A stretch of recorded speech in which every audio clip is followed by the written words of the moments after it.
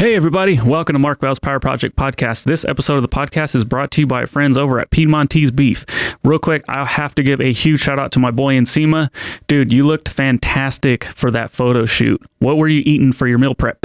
So it's actually pretty awesome. The reason why Piedmontese is so great is not only does their beef taste amazing from those jacked cows over at Piedmontese, but it's also pretty low fat. They have certain cuts that have more fat, but it's like a diet steak.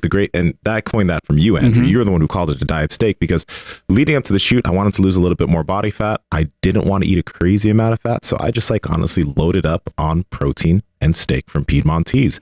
Can you tell me the macros on their flat iron, Andrew? Because you know those. Yeah, so the flat iron, I believe, is like 46 grams of protein to only 4 grams of fat.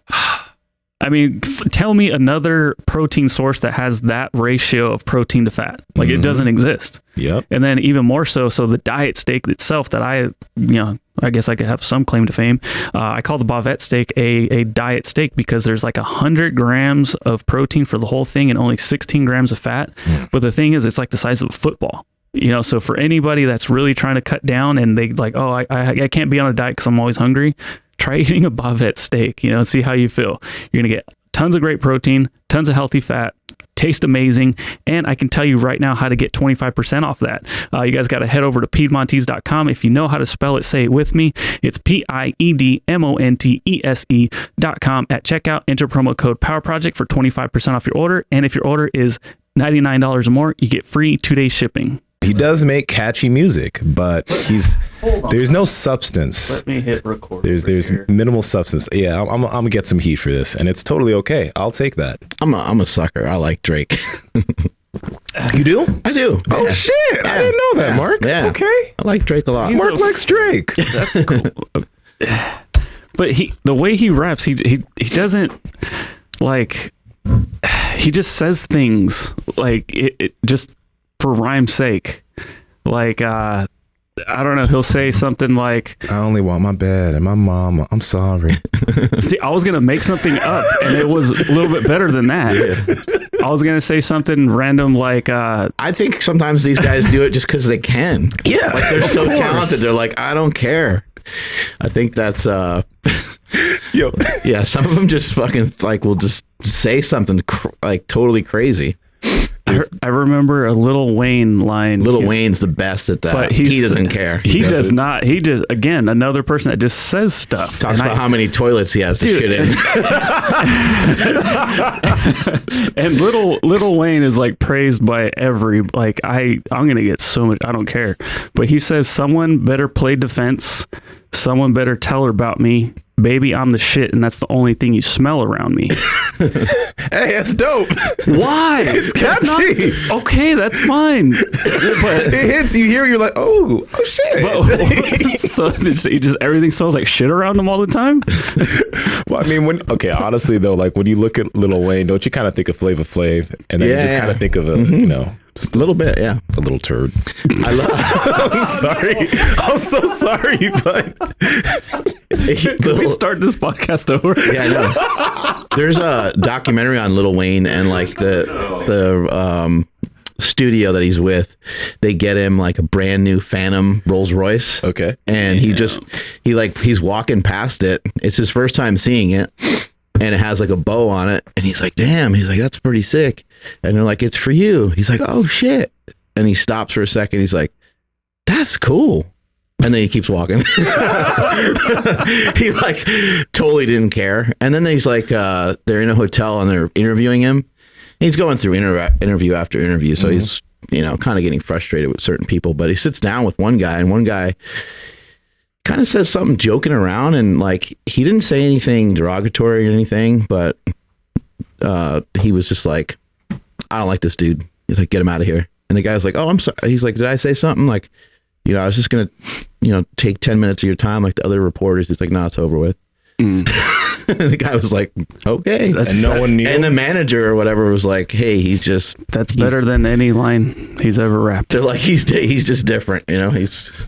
Speaking of different, did you guys listen to the Kanye West Joe Rogan episode? Yeah. I didn't listen to it yet. I listened to a tiny bit of it. I listened to it. I think it's really cool. Number one, I like Kanye, but I don't feel like I know anything about him. So I think that would be really good to listen to. Yeah, I think the cool thing that you see about that episode is Kanye's mind really just does, like, if Joe asks a question, Kanye will get to 10 different topics and then he'll get back to the question.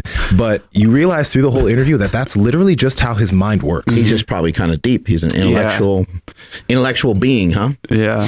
Cool. I was waiting. I'm still haven't gotten back around to him answering like the first question. So that's how far in I've gotten, about half an hour. So still working on it. Yeah, it's good. Did you talk about presidency and stuff like that? And About being the leader of the free world.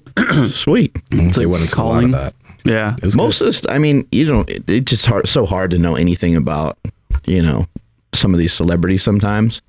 But stuff I see from Kanye, it looks like he has a lot of fun. He's like hanging with his kids and dancing with them and shit. And I mean, kind of reminds me of LeBron. Like, I don't really hear about him getting in much trouble. He does, like, he'll be inflammatory here and there, because I think that maybe I would love to hear more about his mental health on the show, and he's talked about that before. So I do think that he has some issues, and his own wife even talked about that. So it'd be interesting to learn more about that. But I mean, it just seems like he has a lot of fun with the shit that he's doing. He's smart. Like when Cosby was going through all the initial allegations and stuff, he's about to drop an album, and he's like, I don't know, guys, I think Cosby's innocent. And so now everybody's talking about Kanye West, like, oh, by the way, album drops tomorrow. And it's just so smart. I mean, it sounds dumb now, but like in the moment, nobody saw it coming. So it was dope. Yeah. And then he knows how to get attention. Yeah. On that note, the mental health thing, man, when he does go into it, I think it is going to shine a light on a lot of individuals that have mental health problems and the problems that the medication causes them, because he went in kind of deep on that. And I think for a lot of people that aren't familiar with that, it'll open their eyes a lot to medicating individuals in those situations. So good for him for getting help too. I feel like a lot of people are unmedicated and they don't get any help. They don't seek help, and I think it's hard. I think people feel real vulnerable and they feel like there's something wrong with them. It's like, oh, you got to go see a shrink, and you feel like you're you feel like you're different than everybody else, and it's probably not a good feeling. But a lot of people can use help. I think if more people viewed it as like consulting, I think they would probably be more open to going. But it's like when you think that you have to seek out therapy, it's like, oh, he had to get therapy. Yeah. He lost his mind. But I don't think there's anything wrong with losing your mind. There's a lot of different pressures out there, and we put so much pressure on ourselves, and it's hard not to get caught up in what other people are doing. So coping with it's not easy. Yeah.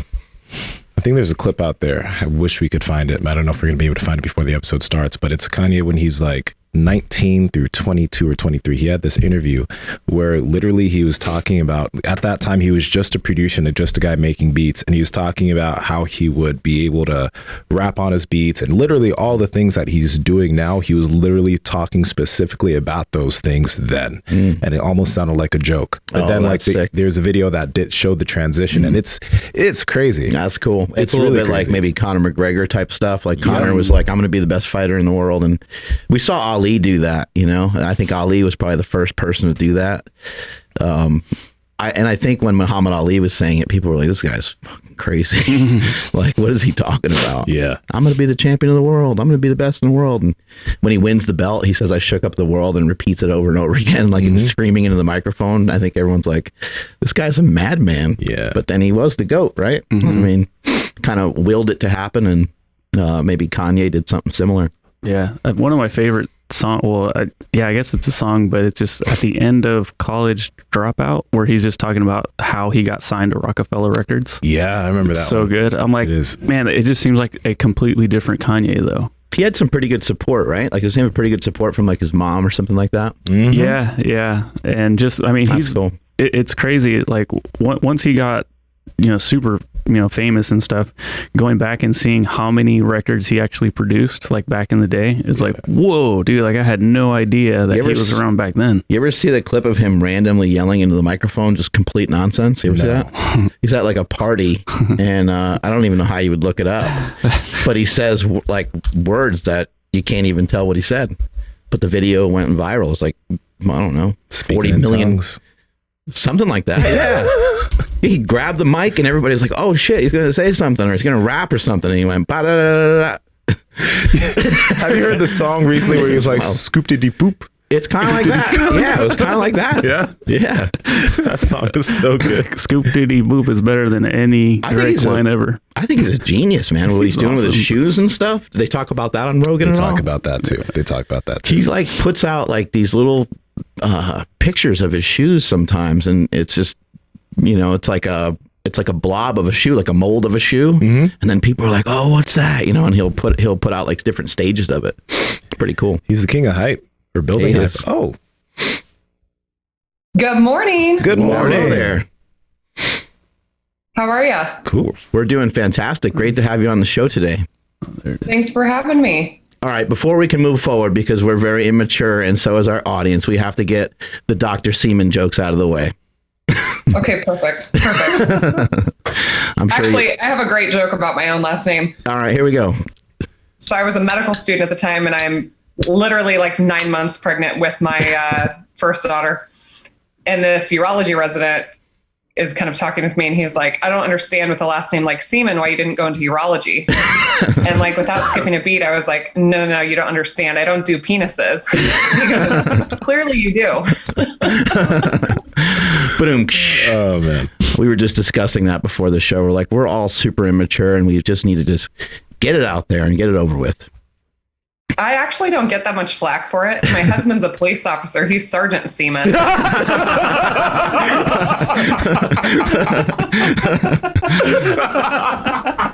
That's good. That's really good. How old are your? So I don't know who has it better, who has it worse. How old are your children? I'm sure they'll get a lot of shit for it as they get older. Well, I have 3 daughters, so eventually they can just get rid of it, right? Right. There you go. Well, it's great to have you on the show today. I heard a lot about you. I heard you on Dr. Paul Saladino's show and heard you on a few other shows, and you got an interesting story. And I'd like to first kind of kick it off with just starting out with your athletic background, because it looks like you have a great physique. It looks like you stay in great shape. And I think sometimes some females are sometimes scared of lifting weights, and I know you have a powerlifting background. I see the trophy in the background there of you, of someone doing a squat.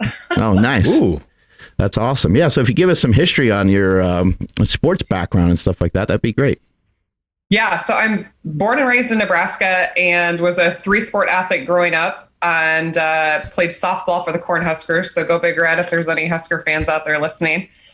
And while I was at Nebraska, I got those 2 trophies. So I was a 2-time lifter of the year at Nebraska. And I've always had a propensity to build muscle. So found out in my adult life that I had PCOS. So I've probably always had just good genetics. My dad was a college football player. He actually played professionally for a short period of time. So have good athletic genes, can build muscle very easily. But unfortunately also carry a lot of diabetes and insulin resistant genes. Mm-hmm. So when I left college and basically vowed to never lift a weight again, because I was I wasn't proud of my big quads and my muscular body. I think there's just this social pressure as a woman, just like you touched on, that's not attractive. It's very masculine. And so when I left Nebraska, I basically was like, I'm not going to lift weights again. I kind of just became a cardio junkie when I was in medical school. But as you guys know, resistance training is super beneficial for metabolic health, and muscle is. And so I'm sure I lost a ton of lean body mass. I went on to develop prediabetes and hypothyroidism after I had my girls. And about 2 years ago, realized in 2018 that I had to get back into the gym. So I got back to lifting weights again. And now my training is mostly resistance based with a small amount of HIIT training. I don't really do any cardio. I mean, in the midst of developing prediabetes, I was running half marathons. So when they say you can't outrun a bad diet, like, it's totally true. So for every woman out there listening, and I tell my patients this too, I'm a practicing physician. I say, listen, if you want bang for your buck in the gym, go lift heavy things. If you have 30 minutes, don't spend it on the elliptical machine. And I truly believe that, because I'm living, breathing, walking proof of it. What kind of weights were you lifting to be a Nebraska lifting champion? Well, I mean, it's, we do Olympic lifting, so we're hang clean, squats, bench. Don't even ask me what my PRs are. I don't even remember. I just like blocked it out of my mind. But I was a softball player. I mean, we were strong athletes. We weren't lean necessarily, but we were strong. In Nebraska, really actually kind of set the bar when you look at strength and conditioning amongst, college programs. Boyd Epley was one of the first in the game with strength and conditioning programs for collegiate athletes. So, I mean, I trained at an amazing university and really set a foundation for resistance training. I think that's another thing a lot of women don't understand how to lift weights, or, they know nothing about programming. And so it's hard to find people that are knowledgeable that can help you. When you made that transition into college, and then you said you stopped, you stopped lifting weights, you started doing a lot of cardio. Did your diet change at all? Because I don't know that it seems that like doing marathons versus playing softball, maybe you'd be burning more calories, right? So how did that work for you? How did you develop prediabetes? How did your diet potentially change? And how did you not outrun that? Because a lot of people would think that, especially doing that type of work, there's no way in hell you could get prediabetes. Right. Okay, so the real story, growing up, I was a 3-sport athlete, but I think because I was so active, I got away with eating horribly. I mean, I grew up in the 80s to 90s, you guys. I was eating hamburger helper, like without the hamburger in it. Like every kind of boxed meal there was. And no offense to my parents. I mean, that's just the life I lived. My mom worked an incredible amount of hours, but she sacrificed so much for our family. But then here I am, I go to college, right? We have nutritionists at our disposal. I'm at the training table. They're teaching us, eat protein, but eat the rainbow, eat all your fruits and vegetables. And I never grew up like that. So of course I avoided the salad bar. I ate some protein, but I was a typical college kid. I wasn't eating great. And the ironic thing about the entire situation is that I was getting a nutrition and exercise science degree. So I'm sitting through these classes and I know what I'm supposed to eat, right? But we're human, and I wasn't eating great. I was eating okay, but I think it was my activity level that really kept me, where I was at. And then here, making this transition from being a collegiate athlete to now I'm super sedentary as a medical student. I'm sitting on my butt. I'm in the library, long, periods of time. I would have to go over to the gym to actually, exercise. No one was forcing me to do it. I did a short little stint of P90X in medical school, but all of a sudden I was struggling to maintain my weight. And so I did what I thought I was supposed to do. I just started counting calories. And I'm telling you, I was counting the goldfish crackers to stay within my calories. So, yes, calories in the big context, yes, they do matter, but I wasn't eating nutrients. I was just eating a bunch of carbs, and I got pregnant with my first daughter. Pregnancy in and of itself is an insulin resistant state. It's like one of the greatest physiologic tests of a woman's, metabolic health. And I will admit, I didn't eat great during pregnancy either. I mean, I was in medical school, I was in residency, I was working 80 hours a week. My husband was working nights and weekends. I mean, I had every excuse on the list that we could come up with.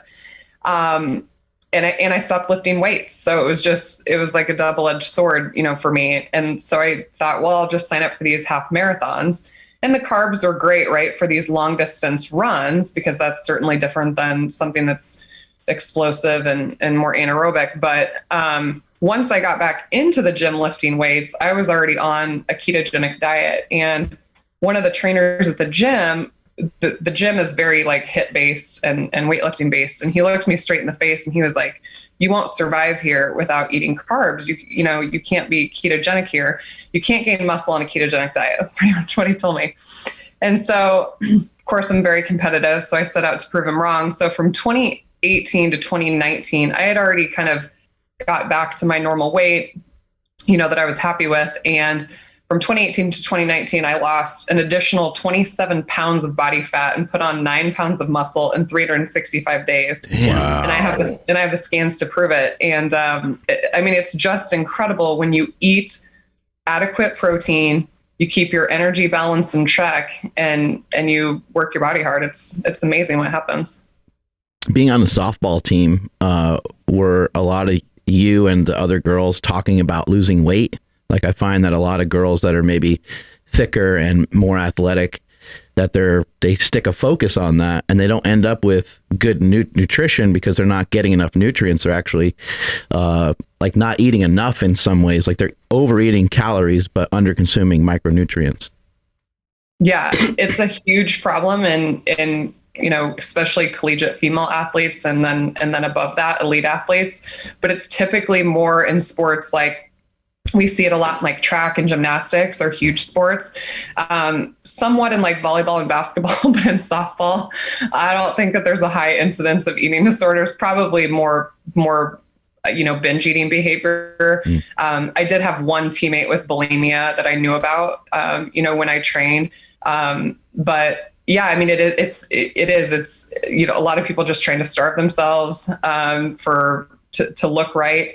But not giving themselves the right fuel to perform, which is crazy to me. Paul Saladino and I were talking about it. Like, it's crazy that there's people that can get to that level of, athletic competition and are eating such a poor diet.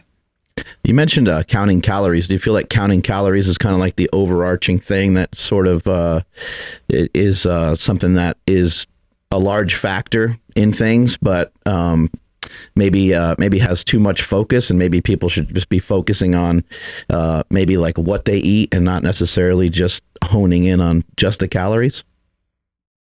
I think it's super overplayed, because here's the deal. As a practicing physician, for years and years and years, we just tell people eat less and move more, right? Just eat this many calories per day. But you take somebody that's eating 1,500 calories of ground beef and 1,500 calories of Skittles, and those two people are going to function and feel very different, right? And for me, I thought, well, if I just stay within my calories, I'll be good. But I was completely devoid of all these essential nutrients. Thank God I have 3 healthy children. But I think we need to get people to start focusing on nutrient dense foods and less about worrying about calories, because what I find personally, who has time to count and track? I am so busy. I'm so busy. I don't have time to put things in my little app on my phone. I don't have time for that. And people 100 years ago didn't do that. So we need to be eating foods that are satiating enough that keep us from making, emotional decisions. I think women in particular are very emotionally tied and triggered by food. And I find that when I eat enough protein and enough fat in my diet, that I feel satiated, that I don't make bad decisions like that. And I don't counter track. A lot of people ask me, like, what are your calories? What are your macros? I'm not even really sure what they are. I've for very short periods of time for specific reasons. If you're doing, physique competitions, or, you are training for something, I do track for short periods of time, and it can be helpful just to learn and be honest, but even studies on tracking people aren't accurate. So I think we need to get away from that and teach people how to eat nutrient dense foods. And I think people will naturally probably eat within a better calorie range. I totally agree. I agree with everything you're saying, because I don't track either. I used to track a lot in the past because I did like bodybuilding and physique shows and that stuff, and you track rigidly. But I'm curious, since you did track so rigidly and you were like used to even knowing what a goldfish was, how many calories a single goldfish was, do you feel that helped you at this point, kind of in the back of your head, know how much you're eating? Like, do you even, because I know you're eating to satiation, so you're getting full because you're eating nutrient dense foods. But did that past tracking kind of give you a, in the back of your head, do you have an idea when you might be over consuming, or do you think that like just satiation is good enough for most, at least for the individual that's never tracked before? Yeah, I think it's good for short periods of time to learn what a portion really looks like. But I also had this nutrition degree. So I had sat through classes where they were like, teach your clients that, the size of your thumb is a serving of cheese, or teach people that a deck of cards is 4 ounces of protein. And so I try to use visuals like that with my clients and with my patients so that they have a basic understanding. But unless you're literally like weighing your foods, a lot of times tracking isn't super accurate anyway. Yeah. But I do think just from a visual perspective of like understanding what your plate should look like and how much food should be on there, it's a good place to start, because I do think that there are people that have absolutely no clue especially because people eat out of bags and boxes and all sorts of things. And so even if you're counting goldfish crackers, or like nuts is a big one in the keto world, I'm like, literally, do you know what a serving of almonds is? Like, take them out and count them. Those are easy things to just consume a ton of extra calories. Yeah, and maybe if you're tracking, maybe it might just help deter you from eating some snacks that are put out at like a party, because you're just like, well, first of all, I don't know how many calories are in these chips and all this different stuff. I think this is little things that add up over time. People having soft drinks that have a lot of calories in them, people having snacks. But I would say, like, tracking to me only really makes sense when you want to eat things that are just not normally on the human diet anyway. You know what I mean? Like, it makes sense. Like, if you're gonna eat like ice cream or pizza, like, it actually makes more, and that's where people won't track, because people are like, oh, I'm off my diet. They're not going to track at all. But that actually probably makes the most sense to track that stuff rather than tracking your steak and your chicken, because they can't really do any harm anyway. Yeah, totally agree. I call it the blame, shame, and justify game. It's like, you justify things constantly. We just find ways to like make yourself feel better about it. And it's a form of stress relief. It is. It's a form of stress relief. But for you, when you made that transition to do it, I think you said in 2018, you started doing keto, or I don't know if it was 2018 or 19, but you had all this nutrition, right? Teaching in college, and I don't know, in med school too, if you had, but you had all of that. You were an athlete, and I mean, when I played soccer in college, the person who was giving us our nutrition, he'd make sure that we had some pasta or some rice or something before we had practice or games. So that was drilled into us that you need carbohydrates for performance. So being a former athlete and being an educated individual in nutrition, did you have, did you have discrepancies in your mind on, am I getting rid of all my carbs doing this keto thing? Is this going to be good for my performance? How the hell am I going to perform knowing what it's done for me in the past? How did you navigate that? Yeah. So when I got my nutrition degree, it was very like, eat your whole grains, limit fat. Fat causes heart disease, right? So then here I am a number of years later, I'm a practicing physician. I've got pre-diabetes and hypothyroidism. And I'm like, I feel like a total fraud. I have a nutrition degree and a medical degree, and I can't figure this out, right? I'm telling patients, to like figure it out, and I can't figure it out for myself. So it was actually like 2015, 2016, when I actually started with Whole30. I thought, well, I'll just eat real foods. But I did that for about 30 days. And then I transitioned into more of a paleo lifestyle for probably about 4 to 6 months. And I only survived paleo because I used like a meal service where they, go pick up your meals. Yeah. But I liked dairy and I liked cheese. So I was like, this paleo stuff is crap. And like the paleo desserts didn't taste like real food at all. Like cashew butter, whatever. Anyway, so then I was like, well, what if I try the ketogenic diet? But it had such a bad stigma associated with it in the medical community. But it made sense to me. I'm like, okay, this makes sense. If I limit carbs, I won't use insulin. I'll be able to drive my fasting insulin down. I'll be able to reverse my prediabetes. And so it really made sense to me. So I thought, well, I'm just going to try it. And I started with what I would describe as a standard ketogenic diet. It was very high fat, and I was limiting protein because I was afraid that excessive protein would kick me out of ketosis, right? So it was just like, I got to get into ketosis. And it worked. I felt amazing. I felt really good. The weight did come off, but I definitely was mindful of my calories. I wasn't just unlimited amounts of like sticks of butter and things. I really was trying to keep things in check. And then in 2018 November 2018 is when I decided I was going to try carnivore for 30 days. I thought these people were crazy. I was like watching Sean Baker, these people eat carnivore. And I'm like, wait a minute, like no plants, like no vegetables, like no fruit. I've been told for a year, I paid $200,000 for a degree to tell people to eat 5 to 6 servings of vegetables and fruit. I'm like, okay, I'll try it. So I just tried it for 30 days. And the one thing that I really got out of it, especially as a woman, is it really forces you to prioritize protein in your diet, which I had always been bad at. And so after that 30 days, my husband and I transitioned to what I kind of call a keto carnivore lifestyle. So we're very, very, very heavy meat based, but neither one of us has any sort of autoimmune condition. Our guts tolerate plants just fine. I think it gives you a little bit more social freedom, but we definitely eat a ton of meat. And now when I work with patients, I really try to do the same thing. I'm like, listen, if you don't have epilepsy or some medical condition that requires you to have a therapeutic level of ketones so you don't seize, it's probably more advantageous for you to focus on more of a high protein, low carb, moderate fat approach. And I think that's another thing is people just think you can eat unlimited fat on a ketogenic diet. And I've certainly found out that's not true. You can overeat nuts and cheese pretty dang easy. Mm-hmm. But there was such a stigma associated with the ketogenic diet, and even using it in clinical practice, I got a lot of flack from, physicians in my community, even my own partners. So last year I was one of the first round of physicians to become a board certified ketogenic nutrition specialist. And I think we'll see more studies, coming. Finally, the American Diabetes Association has acknowledged, that ketogenic therapy does work for patients, but I sure felt like I was sticking my neck out for a while in the sake of my own health, really. Do you feel like it's maybe the single most important thing that someone can do is just to simply do what you just said, prioritize protein? And I would maybe even go a step further and say, just stuff yourself with protein, because when you stuff yourself with protein, I think you can kind of let everything else fall where it may. Obviously, you still need to have just good general health practices, but your carbs and fats can kind of fall where they may. You don't have to worry about it as much if you're stuffing yourself with pretty much, fairly lean sources of protein.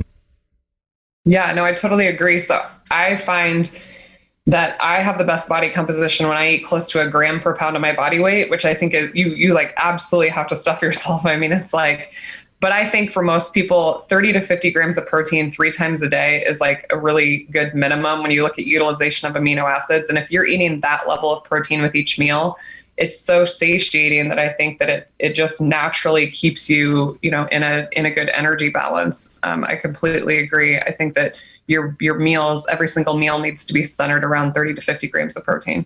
What's a typical day look like for you from a food perspective with having children and having Sergeant Seaman around?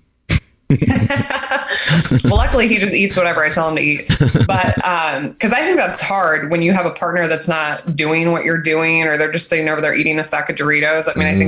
I think that's really hard. Your house has to be aligned.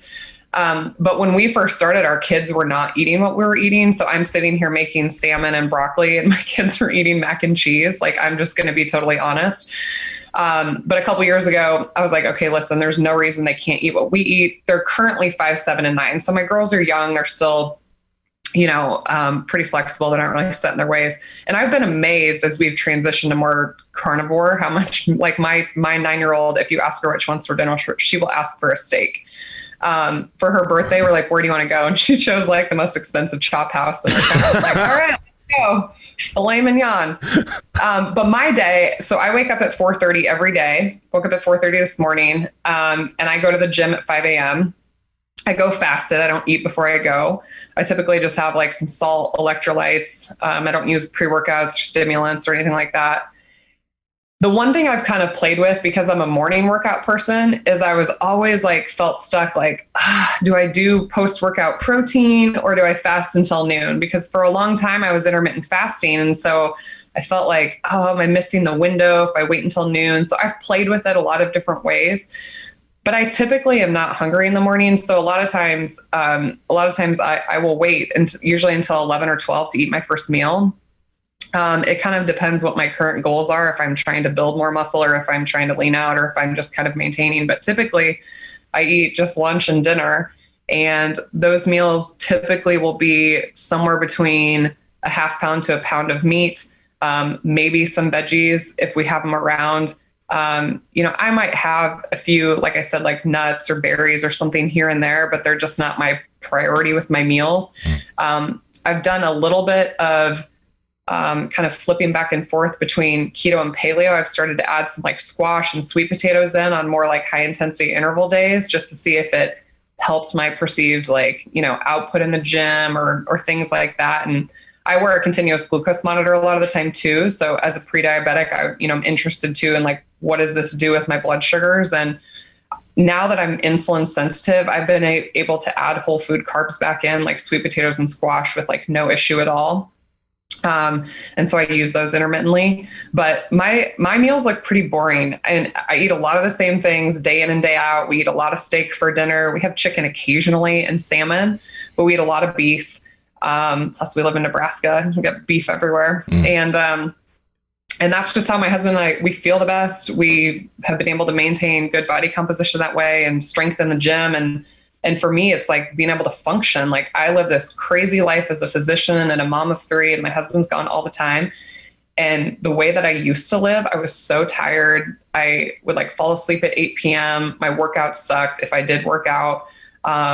Just even my performance in the clinic, and like just my brain feels so much better when I put the right fuel in my body. So my prediabetes is gone. My A1C is 4.9. I'm not on thyroid medication anymore. I don't really like to take supplements in general, just for like specific purposes for short periods of time. But my days look the same a lot of the days. I think people need to, just really attach themselves to a plan, whatever it is, paleo, keto, carnivore, hopefully it kind of falls into some of those categories, but they need to attach themselves to a plan, because I used to find it to be really tricky to figure out like when to eat, where to go to eat. And I've seen a lot of people that have kind of 9-to-5 jobs, where to eat for lunch was always a huge thing. Like it was a big deal. You maybe only have a half an hour, maybe you have an hour, but then you have to try to find somewhere to park. You got to find something that is like economical. You got to find something that's convenient, that's close by. And it puts a lot of stress on you. So I think a lot of times people are like, F it, I'm just going to go to McDonald's, or I'm just going to, roll through this fast food place, and or I'm just not going to eat, which is like an unplanned fast is not great. Especially if you ate in the morning, you probably feel like crap. What has been the biggest change for yourself? Like when you're at work, a lot of times you probably don't really care about getting a break to eat food, because you're probably just, you feel like you can run off of fat, and you feel like you can run off the carbs if you need to, right? Yeah. When I first started, I was doing a lot more intermittent fasting when I had body fat to lose. And it was great for me, because what you're describing as an unplanned fast, like I might be stuck in the operating room with an emergency surgery, or I might be stuck in the delivery room. And for me, that was great, because my old life, my brain was literally centered around when my next meal was coming. I mean, that's all I could think about. But then transitioning to this lifestyle, I didn't have to think about when my meals were or what I was going to eat. I just ate when I was hungry. As I've gotten down to a leaner body composition, I find that I don't like to fast or extend fat. I don't feel great doing it at this body composition. So now I usually prep a bunch of beef on Sunday. So I usually sit at my desk and chart over the lunch hour. Like I don't have a half-hour lunch hour where I get to like go run and grab like burger patties.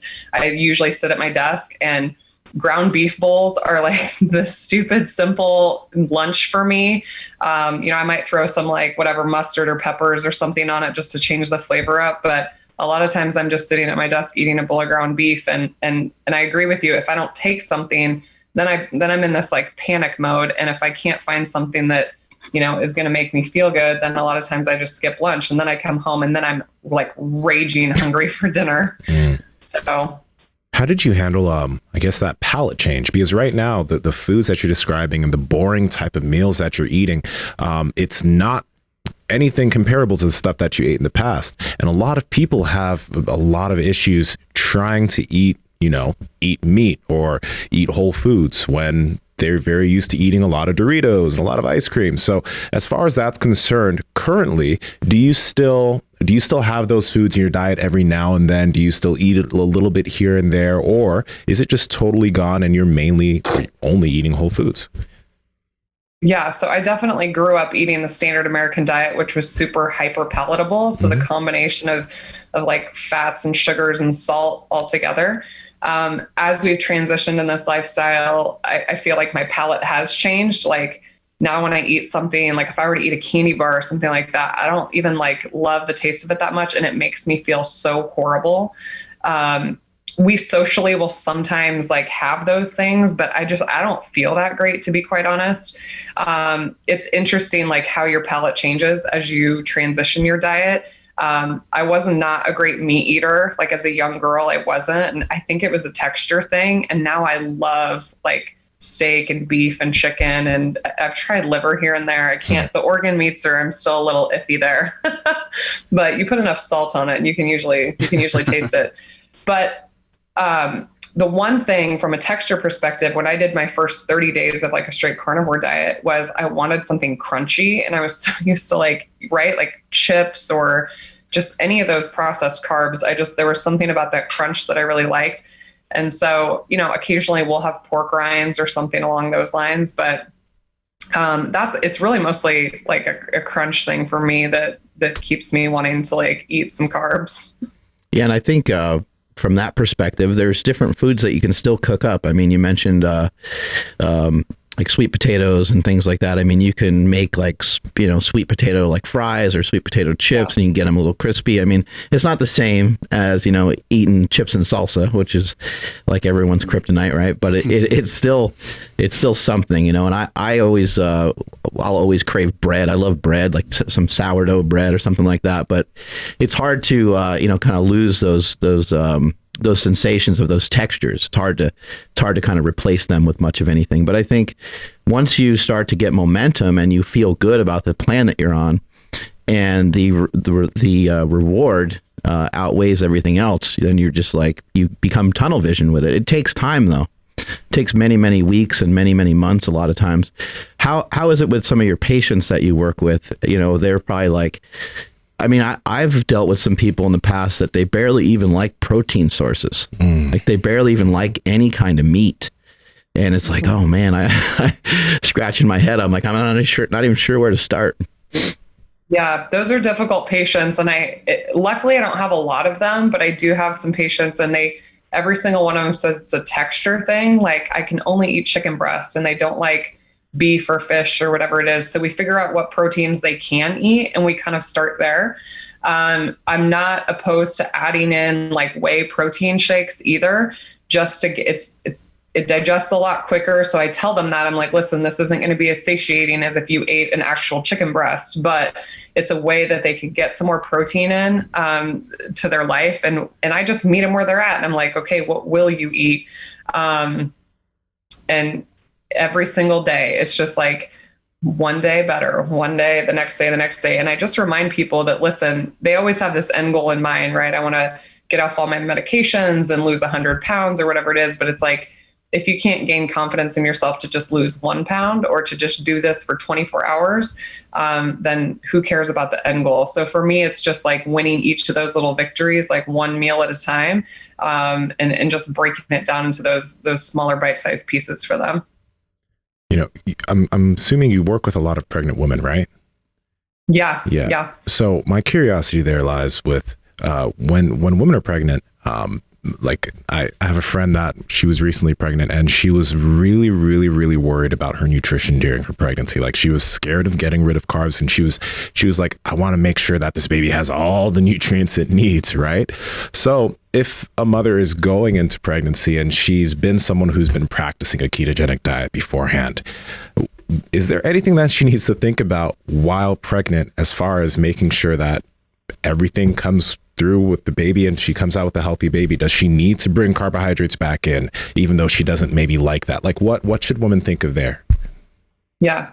So of course, when I transitioned into this lifestyle, I started to get a lot more patients that were ketogenic. And so this was like a huge question, because when you look at the literature, it says to not let a pregnant woman eat less than 175 carbs per day. That seemed to be kind of this arbitrary lower threshold that the Institute of Medicine had put out. When you look at the extra nutrients that women need in pregnancy, and I say extra nutrients because it's really not a lot of extra calories, it's extra nutrients. It's only about 100 to 300 calories at most in a pregnancy. But the nutrients, we need extra protein, we need extra choline, vitamin D. The nutrients that we need come from nutrient-dense animal foods. It doesn't come from fortified cereals and grains and all these things. And when you look at, if you were to be eating 50 to 60% of your calories from carbohydrates, it would be mathematically impossible to get the important nutrients that you need to grow a human baby. So when I break down a pregnant woman's diet, first of all, it kind of matters if she's coming into this pregnancy insulin sensitive or insulin resistant. Somebody that is low carb or ketogenic is probably doing well. Actually, they're actually kind of, in a way, insulin resistant, right? They don't tolerate huge carb loads. And we can talk about that when we do the diabetes test at 28 weeks. But immediately when a woman becomes pregnant in the first trimester, the pancreas starts putting out about 30% more insulin. And so we actually see increased insulin sensitivity in the first trimester, but we see this huge amount of blood sugar dysregulation, and women feel horrible. If you've ever seen a pregnant woman in the first trimester, they don't feel good. They don't have an appetite. They're super nauseous. They're super fatigued. And so even my most ketogenic, even my carnivore patients have a hard time with meat in the first trimester. But because of the good insulin sensitivity that we see in the first trimester, a lot of times it's just survival for these women. So I don't let them get too down on what happens in the first trimester. But as we transition through the pregnancy, overconsumption of carbohydrates in a pregnancy can be harmful. In medicine, we say do no harm, right? But I think that carb consumption, carb recommendations to pregnant women need to be individualized. When we get into the second, the third trimester, we have this physiologic state of insulin resistance that assures that there is a constant flow of both glucose and fatty acids going to this growing baby. And if you abuse carbs during the stage of the pregnancy, not only are you going to gain excessive weight, your baby's going to gain excessive weight, and it increases the lifetime risk for you and the baby for things like obesity, cardiovascular disease, and diabetes. So I think that we need to be cautious about how many carbs we're telling pregnant women to eat. Do you need should it be zero? I don't think it should be zero necessarily. I think some carbs is fine. But I think, 10 to 20 carbs with a meal is perfectly appropriate. I find most of my patients may eat between 50 and 75, the ones that are ketogenic, and that's perfectly fine. And they've had healthy pregnancies and healthy babies. And I've been able to manage a ton of gestational diabetics with dietary therapy alone, which is incredible. Why do you think they produce 30% more insulin? Is that just to maybe upregulate and uptake more nutrients? Yeah, no, I think that this is I always say that the pregnant woman's body is team fetus. So it's going to do everything it can to assure that baby is going to live on and perpetuate your DNA until the end of time. So unfortunately, it does it at the cost of maternal health if you're not careful with your diet. But yes, the first trimester of pregnancy is largely anabolic. That's why we put out 30% more insulin.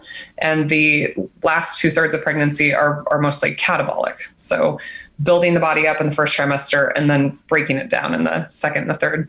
What kind of training is, viewed as, I guess, generally healthy for a pregnant woman? And, how far should they take that? Like how long should they work out for? Yeah, great question. So we used to think it was dangerous for pregnant women to work out, mostly because the uterus is taking about 30% of cardiac output when you're pregnant. So it was scary to think that you're doing some type of training and you're pulling blood flow, away from the pregnant uterus to the muscles or to the periphery, and that could be harmful to a fetus. But it's also harmful to tell a pregnant woman not to work out, because we know that exercise in pregnancy actually improves pregnancy outcomes. Delivery in and of itself is a major physical feat. If you've never seen a woman birth a baby, it can be hours upon hours. I mean, it can be a marathon sometimes. And so you want the woman to be in good physical condition for childbirth to begin with. We know that it decreases excessive maternal weight gain and decreases the risk of gestational diabetes. So I think that exercise is important. We tell women to work out at about an 80% max heart rate. And I tell women you should just be able to talk while you're working out. So pregnancy clearly isn't the time to try to be, doing PR lifts and things like that. But exercise at whatever level they came into the pregnancy is totally fine. And we've seen some cool studies on like high level elite, Olympic athletes that have let us hook themselves up to the monitors during pregnancy. And we haven't found any adverse, outcomes with these babies. So it's perfectly fine to do that. Now, there's two hormones that they have an excessive amount of progesterone and relaxin, and these two hormones loosen and lengthen ligaments and tendons in the body. So you're more prone to injury, and your center of gravity is definitely changing as the uterus is getting larger. So sometimes modification is necessary, but I encourage all my women, even if they weren't working out prior to coming into pregnancy, to start exercising in pregnancy. So my wife, actually, this hits right where we're at right now. She just got the diabetes test done. Everything's totally fine. I don't remember where her markers were, but she's definitely in the healthy range. She is training almost every day, like on weekdays. She's doing what she can. But do you ever advise or help, I guess, consult some of your patients as far as like the psyche of just gaining so much weight while pregnant. She's doing great. She looks fantastic, but yesterday she's just looking in the mirror. She's like, raising her chin up. She's like, oh my God, my face is so huge. And I'm like, I don't know what to say, like I'm having a hard time. Like, no, like it's hard for me to say like, no, you're supposed to gain weight, but it doesn't really hit right when the dude tells her straight up like, no, this is good. Right. And I mean, like I said, so we're heading into our third trimester now. And, for the past like month or so, people have been asking her like, oh my God, like any day now, right? Because she's a smaller girl, and so she has a big belly, so it looks like she's very pregnant. I think she looks cute.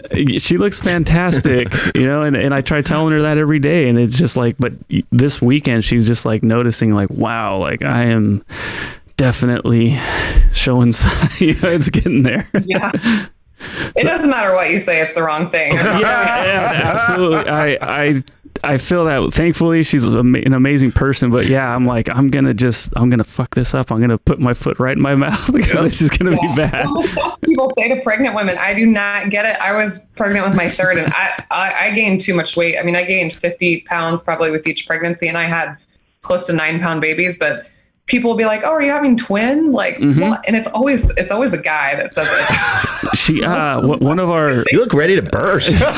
One of our like good friends, like a friend of the family, she's a older lady, but she's like, oh my God, you're having twins. And it's like, dude, why would you say that? I'm like, give me a break, woman. Yeah, it's rough. It is rough because you're gaining weight, your belly's getting large, you might start seeing stretch marks. As you get close, like the last month of pregnancy, we have this increase in fluid retention that happens. You get really swollen, your face gets really puffy. And that's another physiologic mechanism to retain a lot of extra fluid in case you bleed during childbirth. I mean, these are things your body is doing to protect you. But from a emotional, psychosocial, it is very hard. Your body is changing in ways that you've never seen it. And then you have this, you bring home this cute little baby, and the world paints this like rainbow and butterfly picture of having a baby and what postpartum life is like. And now you're like, breasts are engorged and the uterus is shrinking, but you still have all this skin left. I mean, it is a rough time for women, especially with like the social pressures of that women should just like snap back and bounce back. And I experienced that through all 3 of my pregnancies, and it is very difficult. It's hard, and you really have to lean on your kind of inner circle for that emotional support and help. Yeah, and as far as like, the get back, because she's seeing, and of course this is just bad altogether to be looking on social media for this sort of thing, but like she'll follow mom groups or whatever and be like, oh my God, this girl is only like 3 months postpartum and or post-pregnancy. I'm not even sure if I use the right word. And she like already has abs and stuff. So as far as like training after pregnancy, should she follow the same kind of like 80% of the max heart rate type thing, or can she like maybe bump it up a little bit, or should she remain there or even less because of going through such a experience? Yeah. So people that have a vaginal delivery typically don't have any physical restrictions after childbirth. Like the doctor's not going to tell them to like wait a certain amount of time for exercise or like don't lift more than, X amount of weight, like we would tell somebody that had a C-section. But the thing that's super important postpartum is that the pelvic floor has just birthed a baby. And so just like if you tore your quad muscle, right, you'd have to rehab it before you get back under the squat bar and try to squat 500 pounds. So we need to rehab the pelvic floor. And I hope that in the future that this is something that we start to focus on more, is getting more patients into like pelvic floor physical therapy. But that's the important part, because what a lot of women do is they see their flabby tummy and they want to start working, they want their 6-pack back and they want to start working their abdominal muscles. But the core and the belly and the pelvic floor are very interconnected. And so we have to be conscious about about training both those things and making sure that they're engaging the right muscles and doing a little bit more biofeedback before we just like throw them out there, doing what they were doing, pre-pregnancy. From a cardio perspective, they can really do anything. The baby's out of their uterus, if they want to go 100% max heart rate, I mean, have at it. I'll tell you, you're very deconditioned. You're not at the level you were, so I tell patients like ease back into it. It took you 9 months to get here. It'll take you 9 months, sometimes to get back. And that's okay. Too, but from a strength training perspective, we have to be very conscious about the pelvic floor and their core. And how about nutrition wise? I know, breastfeeding can really deplete a woman, but like, should she maybe start focusing more on like, I don't know, more fats or more carbs, like once the baby has arrived? Yeah. So you need all the same nutrients you need in pregnancy, but you need even more of them. So now here's where calories do matter. So in pregnancy, maybe 100 to 300 extra calories. Breastfeeding could be 500 calories or more for breastfeeding. So I never recommend like intermittent fasting of any kind for a breastfeeding woman. They need to be eating, all hours of the day to make sure that they're getting those calories in, but they need to be nutrient dense calories. Because when you look at the nutrients you need, lots of nutrient dense animal foods, eggs, meat, all those products are great and not the empty, carb calories. Can you have more carbs while you're breastfeeding? Absolutely. But we've done studies looking at people who have been low carb and have transitioned through lactogenesis and breastfeeding, eating low carb, and they make the same amount of milk. Their supply is great. The one thing I caution people in is every pregnant woman has a baby. And because of this, like, want to snap back, bounce back mentality, they start some new lifestyle, and whether they are conscious of it or not, they start restricting calories or nutrients, and they will see a drop in supply. So I caution women, like, don't do anything crazy or extreme just because the baby's out now, because it really can hurt your milk supply. So a paleo style diet, a keto-ish diet, and a Mediterranean style diet, those diets would probably all be Absolutely welcome, right? Nutrient dense whole foods.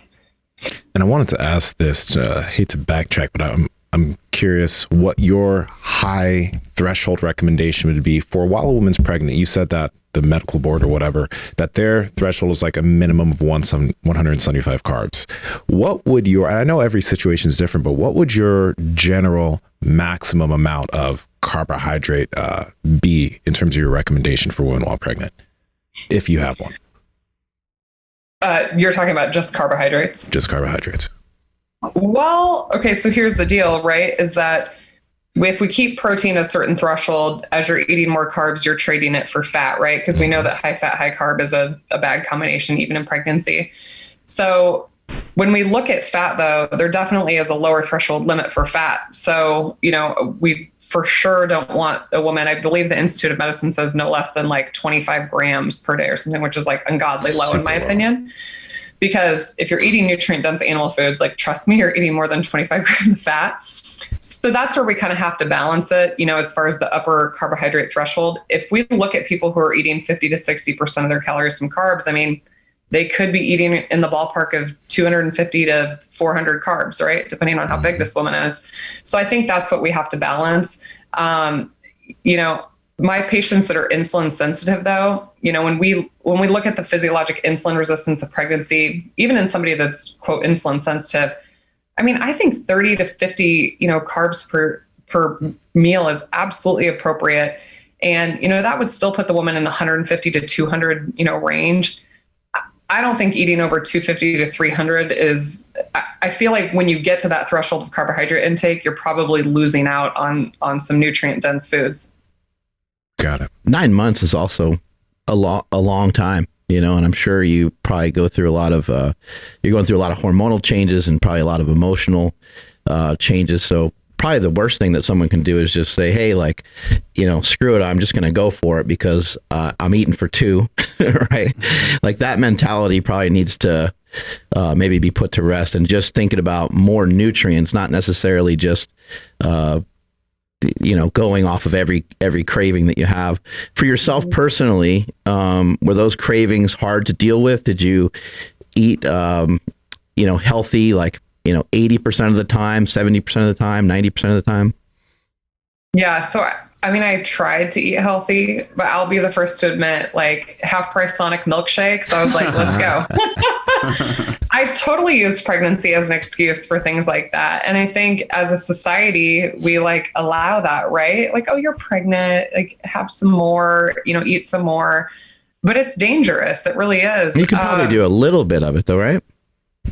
I mean, in everything in moderation. Right. But I think when you're pregnant, moderation's hard because you have this physiologic insulin resistance, right? But you also have physiologic leptin resistance, and that's to maintain the maternal appetite. So when people say like, pregnancy cravings, like it is real, like your appetite is raging all the time. And when you come out of the first trimester and you have these like, you don't feel good, you have food aversions, and you suddenly hit the second trimester wind, and your appetite's coming back. I mean, it's easy to overconsume. It's very easy to overconsume. And so I think you have to be cautious with that, that you're still getting the nutrients that you need and not eating a bunch of empty calories. I'm not saying you can't have it. I'm not saying one Sonic milkshake is going to give your baby two heads, but I think you have to be careful with it.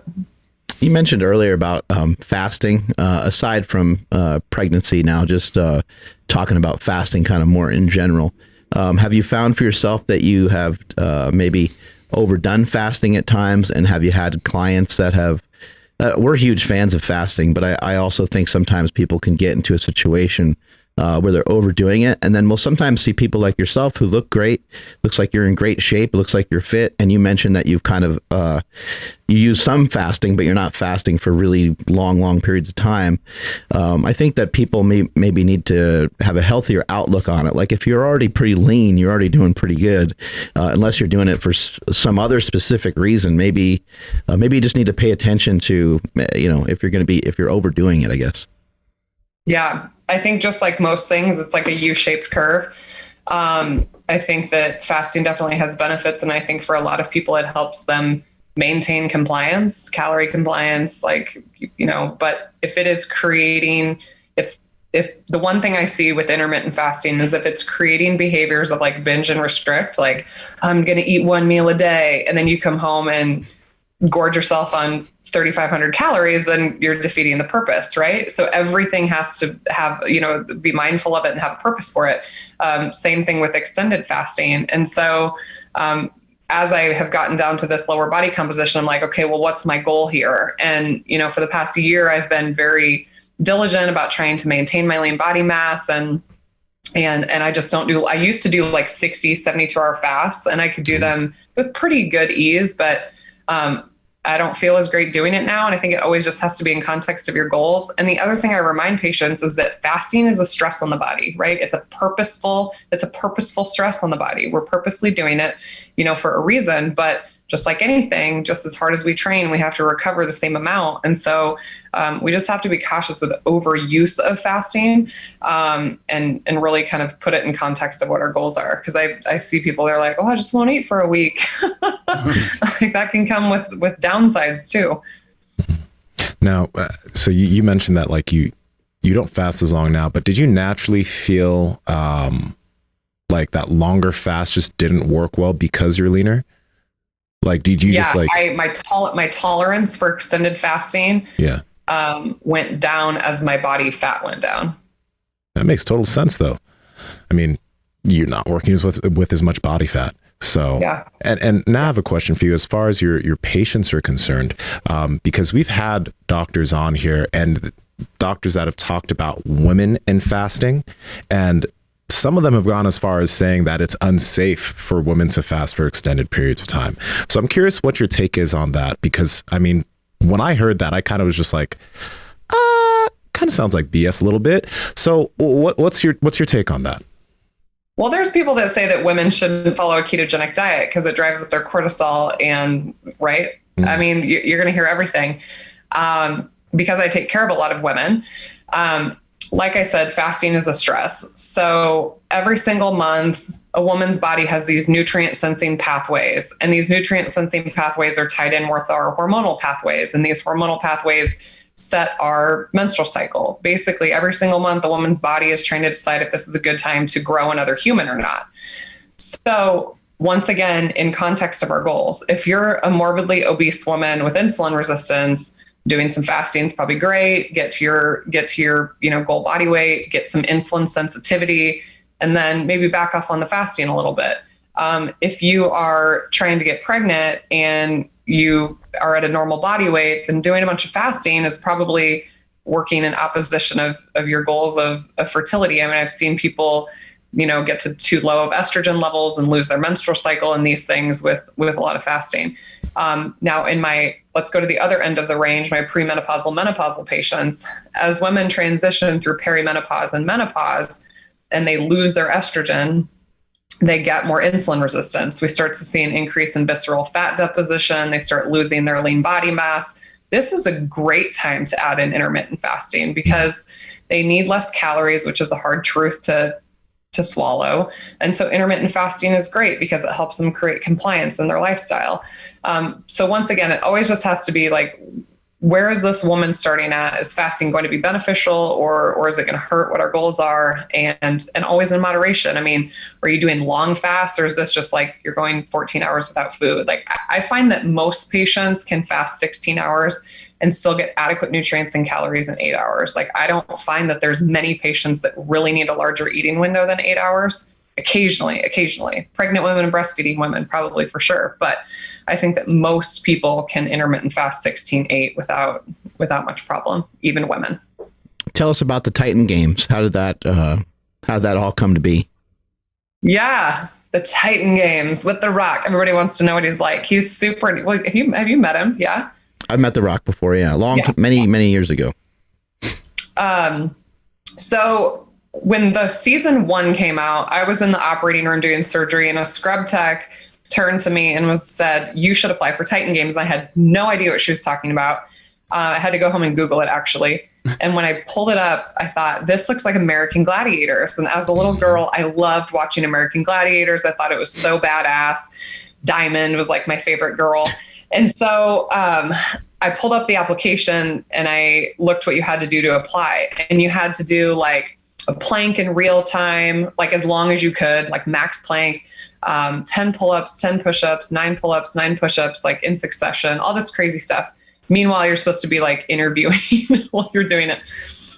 And at the time, I think I could do like 1 pull-up. I was like, there's no way I can be on the show.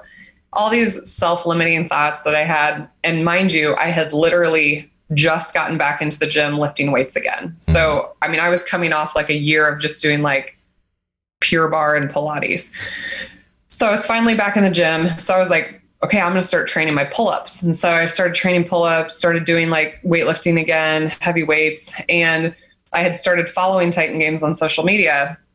So months went by, The Rock puts out a video. We're looking for people for season 2. We're looking for everyday heroes. And I'm thinking to myself, like, I'm a mom, I'm a doctor. Like, I finally got my diet in check. What started as changing my diet literally changed everything about my life, literally everything. And I just thought, what if you apply it? You don't make it. Nobody will ever know. So I pull up the application again. It's the same freaking application as the year before. And I just thought, what a great opportunity would this be to show your 3 little girls? I mean, it had been 13 years since I competed. I mean, those trophies back there, like I had put that part of my life like to rest.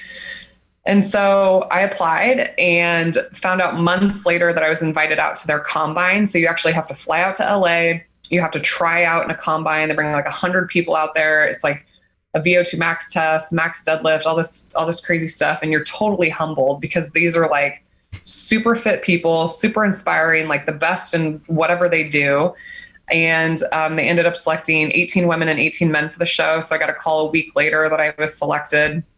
Flew down to Atlanta. We filmed in Atlanta, right outside, because The Rock actually films all of his projects, I believe, in Atlanta. He moved there in Atlanta Metro Studios. So he was able to walk between his Netflix Red Notice movie over to the Titan Games. And I think he was like going back and forth while we were filming. But I made it to the end, top 6. I was living in a hotel room for 26 days while I was competing. And God, it felt so good. It like reignited this like competitive fire being an athlete again. Oh, it felt so good, you guys. I mean, I just can't say. And to have my little girls down there watching me, I mean, I knocked out 2 Olympians. I was super proud. It was, it definitely is not everyday stuff. Like people say, well, how did you train? Well, first of all, I had very short notice once you find out you're on the show. And the stuff The Rock picks for these things, I mean, like scaling chain link fences. And I mean, there's no way to train for it. How hard was crazy. some of that stuff? It looks really difficult. How tough was some of these exercises? It looked brutal.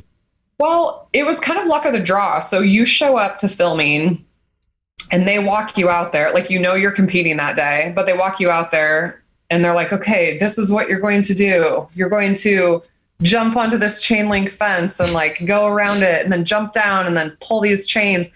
You don't get to touch it. So you can ask questions. You're like, okay, how heavy is that ball? And they may or may not tell you, but we never got to like run through it or touch it.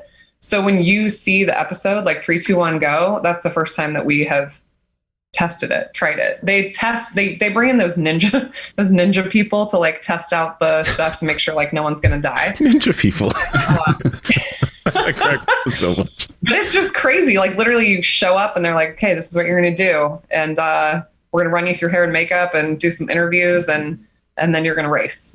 And so it depended, like it was just luck of the draw. Like you may get a challenge that is more advantageous if you're bigger, or you may get something that's more advantageous if you're faster or can jump higher, and I think they tried to level in the very first round. I think they tried to level people's physical capabilities, right? They wanted to be a good competition for TV, but a lot of it was just luck of the draw. What did you learn about yourself going through that process? These like challenges that he picks, it is literally like pushing you to your absolute max physical capacity, but your mental capacity. Like when you see it on TV, you're definitely seeing an edited down version. Like many of those competitions lasted way longer. Like for instance, the lunar impact one where people are pushing that wall. Some of those went on like 20 plus minutes. Ooh, the kick out one that I was involved in, I mean, some of those went on way longer than what you saw on TV. And so it was definitely like at that max point in your mind where you're just like, this, like, I'm done, like you just want to quit, you want to be done. And it's always like, as an athlete, it was always like, no, like one more rep, like this is where we're growing here. Like this is where we get better. And so, I mean, like I said, it had been 13 years since I was like at that point, and it really taught me a lot about the fact that basically I decide when it's done. And I've really started to live my life since 2015, 2016 with just like this gratefulness that I woke up this morning and I get an opportunity to be alive today. And I'm not going to take one day for granted. And it was really to just, show my girls that you can literally do anything in life. And for me, it was also breaking those barriers of like women being strong and having muscles, and that like, you can be a doctor and you can be a mom and you can be strong. And we haven't even talked about it. I won Mrs. Nebraska this year and I'm competing for Mrs. America. I mean, it's just really just breaking all, out of all those boxes for me and just showing women that you can literally be anything you want if you're willing to work for it. So even though you felt like you were finished, you weren't done until you were done, right? Yeah, exactly. Post Titan Games, did this like ignite anything in terms of like you athletically after doing what you did there? Because I'm assuming like doing something like that, you haven't done something like that in a long time. Yeah. I know a lot of people are like, okay, what's next? But I mean, I work full-time as a physician. I don't have any plans to leave my clinical practice. I love my patients. I love doing surgery. I love delivering babies. I'm still working out at the same level I was pre-Titan Games. So I'm still doing lots of resistance training. I mean, people have asked like, are you going to go into CrossFit? Are you going to start doing Spartans? Are you going to do this? And I'm not really sure yet. I won Mrs. Nebraska, and right now I have full intention of competing and giving my best at Mrs. America. So that's kind of where my time and energy is at right now. But I told you guys, it like relit this competitive fire in me, and it felt so damn good. So I don't know. We'll see. You're talking about Miss Nebraska. Is that a like a pageant? Yeah, like a straight up beauty pageant. I have never in my entire life. That's got to be different. Done a pageant. It kind of started almost on a dare. I have a neighbor who's a former Miss South Dakota, and she's like, you should run for Mrs. Nebraska. And I was like, you think that these quads are going to wear high heels and walk in a swimsuit on stage? You've lost your ever loving mind. And, but I applied. And for me, it was kind of like, okay, let's show the world that a woman can have muscles and brains and be a beauty queen. And so I applied, and because of COVID, things kept getting pushed back. And I thought in my mind, like, this is never happening. This is never happening. And then finally in August, it happened and I won. And now I'll be competing at Mrs. America in January in Las Vegas. And once again, and you guys will love this, my 3 sponsors are a beef company, an organ supplement company, and a salt company. What better message to take to the stage? I just feel like it's You can name the companies if you want. What? You can name the companies if you'd like. Oh, yeah, that's fine. So Piedmontese beef, real salt, and ancestral supplements. So awesome. I just think it's another way to continue to break these social barriers that, like, you can be smart and you can be strong. Like, I want women to, and it's funny because one of my pageant coaches is like, don't get too ripped. Don't get too ripped before January. I'm like, do you understand how this works? Like, my quads are not going anywhere. Okay. Neither are my delts. Have you had an opportunity to see some of the Piedmontese cows being out there in Nebraska? I think that's where they're at, right? Beautiful new facility that I don't get back to Lincoln all too often. My husband works down there, but every time it's on the way to my parents' house. So actually yesterday I just drove by there again. They have this like beautiful new restaurant and storefront and processing facility. Their cattle are not all over the place, right? Yeah. Yeah, they're down a little ways, like an hour away, but it's cool to have them right here in my backyard, and it's dang good beef. It was really good. Honestly, probably the best grass-fed, grass-finished meat I've ever tried in my life. Yeah, they sponsor this show as well, and we love it. Like, it's been a real game changer for us because the meat is so lean, but it's still tender. And I think maybe you might have experienced the same thing when you see how lean it is. You're like, there's no possible way that this tastes good, or it's going to take me 3 hours to eat this 4-ounce thing of steak. But it is tender. It does taste amazing. Yeah, it's delicious. And like I said, I've never had a grass-fed, grass finish that doesn't taste a little different. And I don't know. I think you could put them side by side and most people couldn't tell the difference. It's quality. And I do like how it's leaner because I'm one of those people who, I have a gene for saturated fat. I don't do as well with like high amounts of saturated fat. So like the super fatty beef, like I have to eat leaner anyway. If I'm trying to lean out, for a while I was like having to eat more chicken, but now with Piedmontese, I can still stick with a lot of beef. I have a quick question. You said, you mentioned that you started waking up grateful every day, back in 2015, 2016, like you started focusing on that. Did something happen specifically at that time that made you think about that? Yeah, actually it did. So sorry, I have a new puppy. The dogs are like chasing each other around. In March of 2015, I actually lost one of my best friends. So we were both pregnant at the same time. I was pregnant with my 3rd daughter. She was pregnant. She got a very, very, very rare fungal infection in her lungs, and the doctors missed the diagnoses. And I watched her die in a hospital bed for 10 days before she passed. And it was this pivotal moment in my life where I felt like medicine had failed her. I just felt like a failure. Like here I was with like 2 preventable medical conditions. I had prediabetes, low thyroid function. I just lost my best friend. Like I just felt like I couldn't get my life together. And I said, I really went internal with it. And I was like, listen, how do I expect to give to the world? Like, how do I expect to be a mom and be a doctor and do all this if I can't like feel at home in my own body? So I just started controlling the controllables, and I changed my diet, and I started working out again, and I started, finding ways to de-stress better, and I found ways to sleep better. And when I say it changed my whole world, it really did, because it changed the way that I practice medicine. It changed my marriage. It changed the way I look at my 3 kids. And it really just gave me something to wake up for every single day and live my life with a different purpose and a different passion. And I hate that we have to have reminders like that as humans. Like we just are so ungrateful. And it always takes like those big things. And I'd had bad things happen to me, in my lifetime, but this one just like really shook me to my core. And I just thought, listen, you can live the next 30 years of your life and you're going to develop type 2 diabetes, and you're going to eat so crappy that your kids are going to be on the same train to where you're at. And I just decided to completely change the trajectory of my life.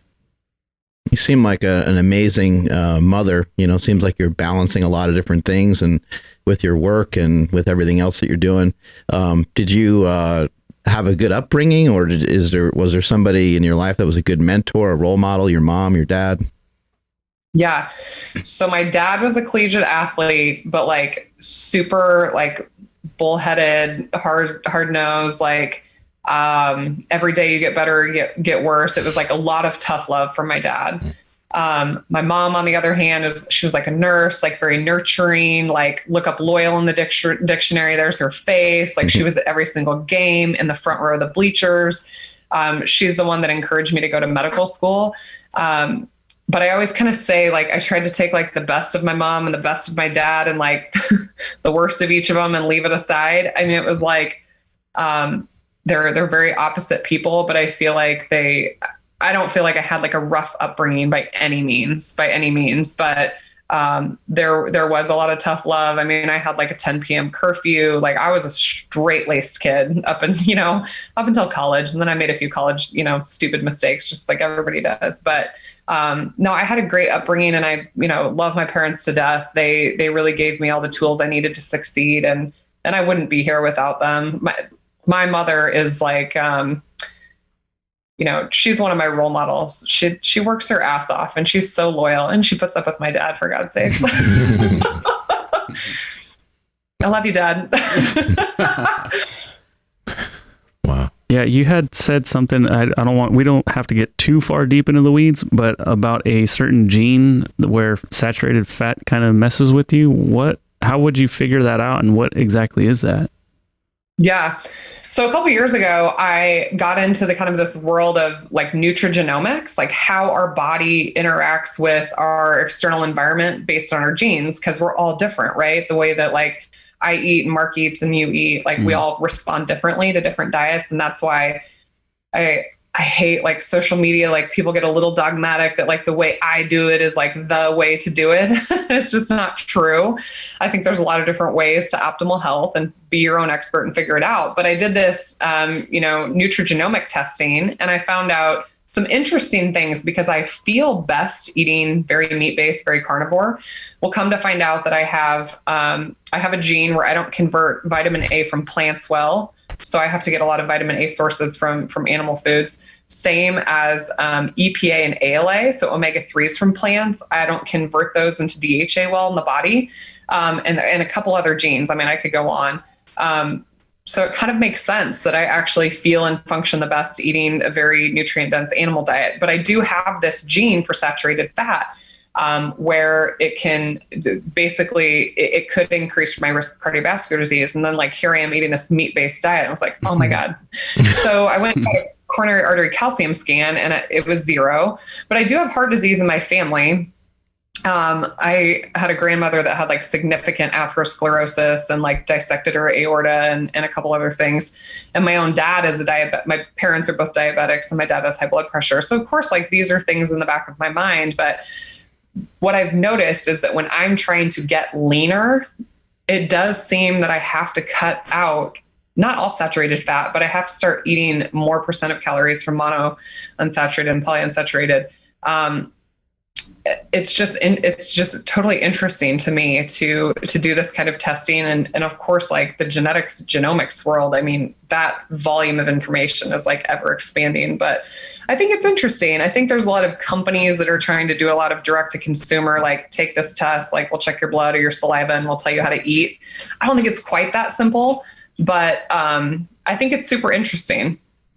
I think some people don't even have a basic understanding of like calories and macros. Mm-hmm. So the genetics testing might be getting into the weeds for those kind of people. But I think for the people that are kind of the biohacker world, like looking for like the next level and things like that, I think it's interesting information.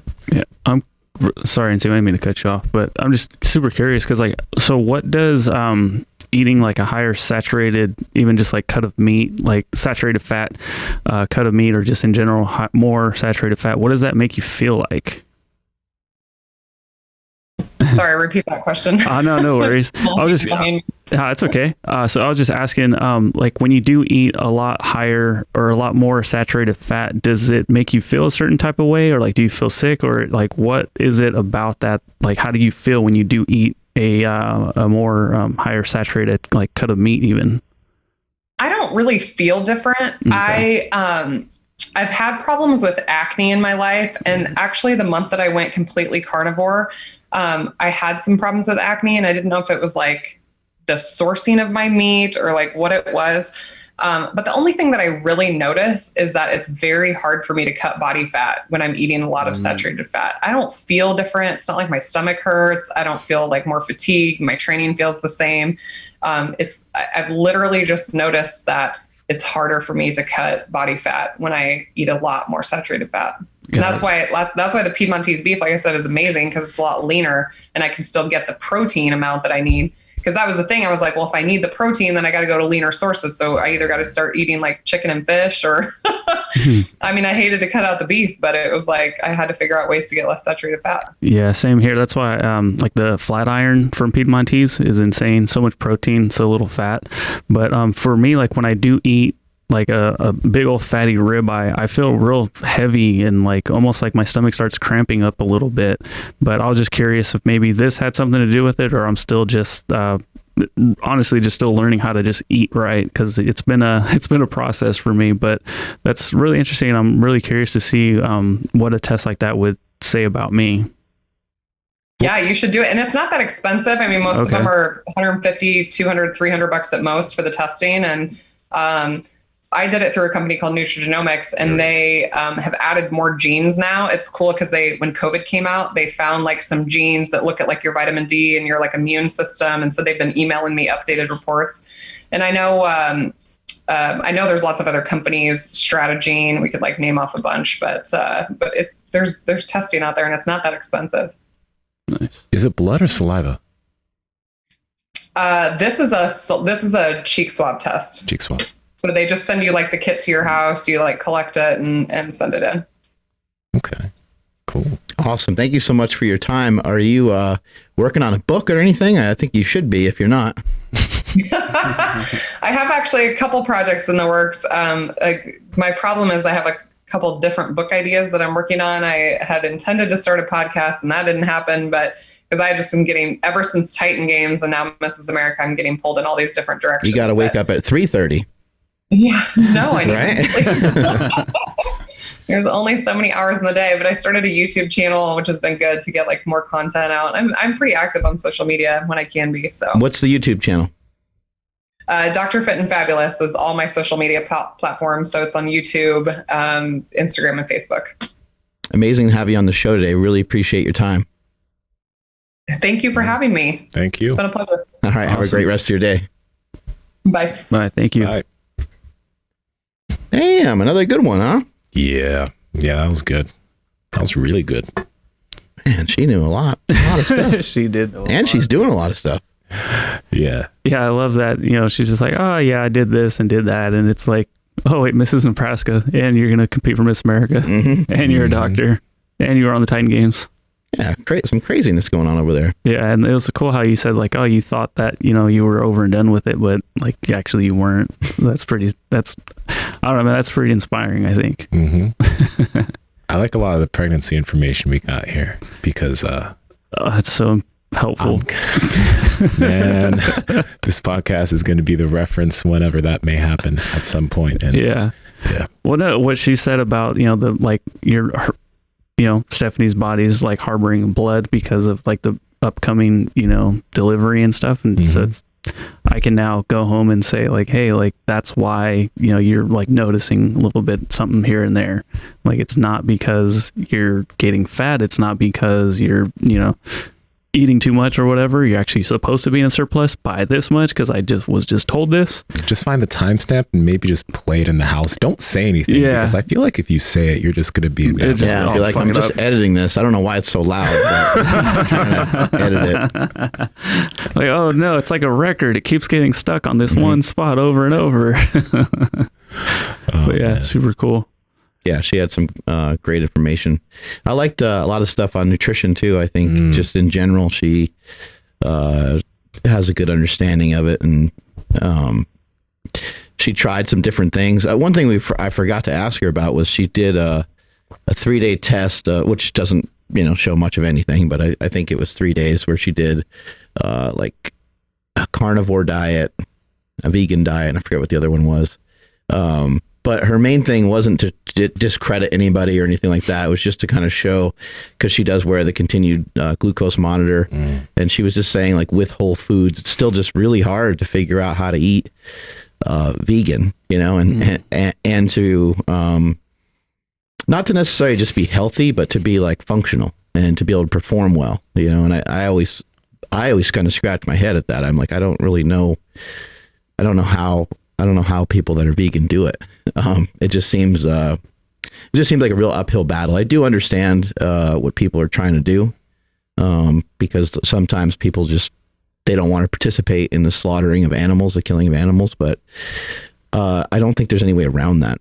So, I think that you can say, hey, I'm just not going to place my dollars towards that because I don't believe in that, and that's fine. I guess that's your own personal beliefs, but I mean, you can kind of you can point it out in many different ways, but when you are eating all the vegetables are what the animals eat, and the way that they farm that stuff drives animals out of those areas and so forth. And so it's like, it's just not feasible for you to save everybody. Yeah. It's a whole lot of carbs.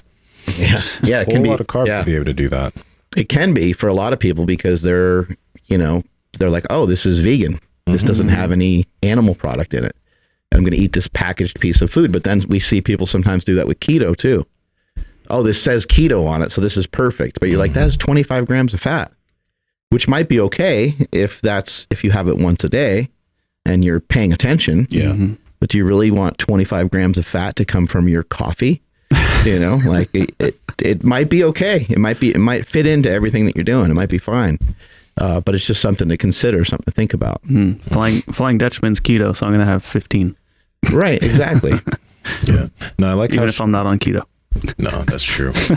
But it's really dope how like she was traditionally trained for years, and everything she's doing now is an exact like just slamming of that training in school. It's kind of crazy to me, because that shows how much of an uphill battle just normal civilians like us are having to fight against recommendations from their potential doctor or from their potential, like someone who's trying to help them with this. Everything that you might want to do is going to be in total opposition to the advice you're getting. And that's tough to hear. And it might, I'm sure it has to do with our own bias. We believe certain things on this show. But I don't think we've had one like practicing physician on this show who's ever really promoted carbohydrates. Think about like people that actually work with patients, not a diet coach. There's been some diet coaches who are like, fuck yeah, you need carbs to build muscle, because maybe they're a bodybuilding coach, right? But other than that, I can't think of one person who's been like, you need a lot of carbs. And you just have to always remember the human body makes carbs. It makes it for us. So we don't necessarily need to have it come from our diet. Now, if you're trying to build muscle, you're smaller, you want to be bigger, I would say that carbohydrates will help you get bigger faster. And that is probably a good idea. What the doctor was pointing out on the Today's show when she said she sometimes isn't sure what to do post-workout, because she's like, I don't know if I want to hold more. But like for her, it doesn't appear that holding muscle mass is a problem. Nope.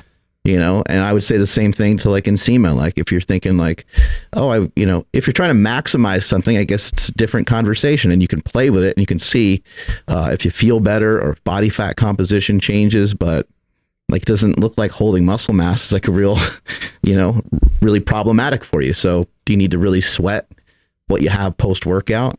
Only if your jujitsu dropped off, then you'd have to say, oh, well, yeah, maybe I need to do something a little bit different, I think we need to have Mike Israetel on the show again. Dr. Mike I've been watching some more of his stuff recently, and he's just amazing. He talks a lot about intra-workout carbs, post-workout carbs, pre-workout, and he just puts stuff in real simple terms, and it's been great to have some people on the show recently that are just breaking stuff down nice and simply for us, to just have us just understand it at its simplest level, and then you can make it as complicated as you like from there. Yeah. Dr. Mike's like, dude, if you're in a calorie surplus, you don't really need to be chugging down a bunch of BCAAs during your workout. If you want to, it's fine.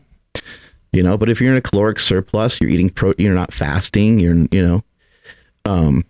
he's like, you don't really need intra-workout carbs, He's like, but if you're on a specific diet, doing a specific thing, you're dieting for a show, those intra-workout carbs could be critical because they could push you through the end of that workout a little bit better. So it might be a good idea to play around with it.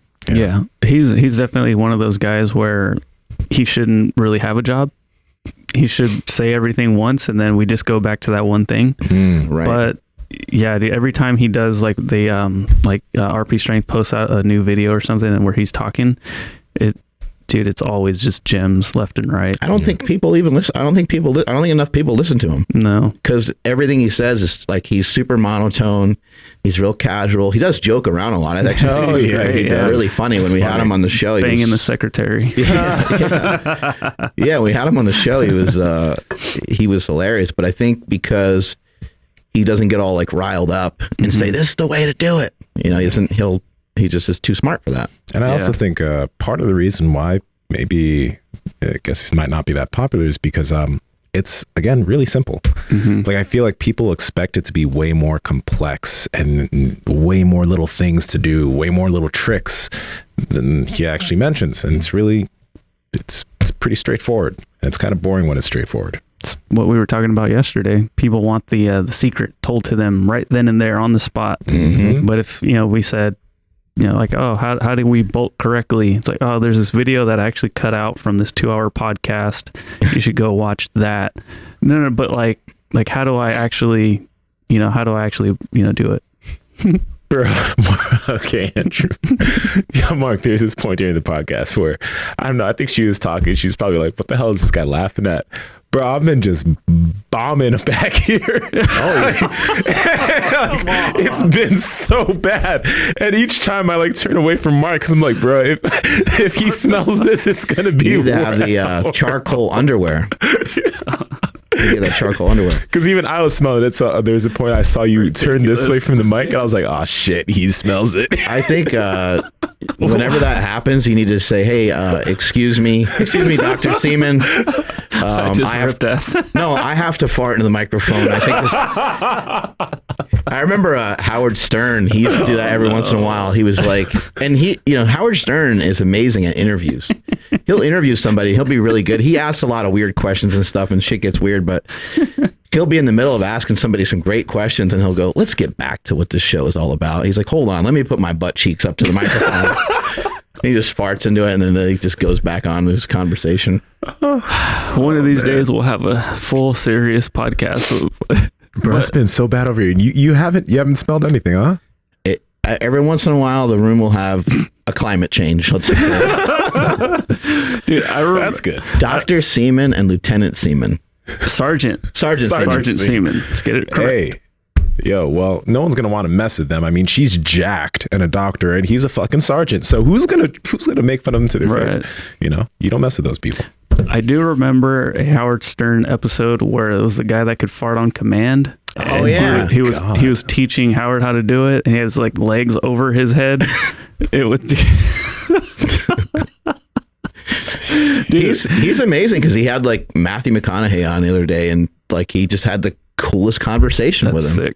But yeah, then he'll have things like that. And the day before he had Matthew McConaughey on, he had the best penis episode, and where he's judging people's dicks. What the hell? What the hell's going on? We need to get on that level. I know. Wait, so pause. There were pictures of just dicks.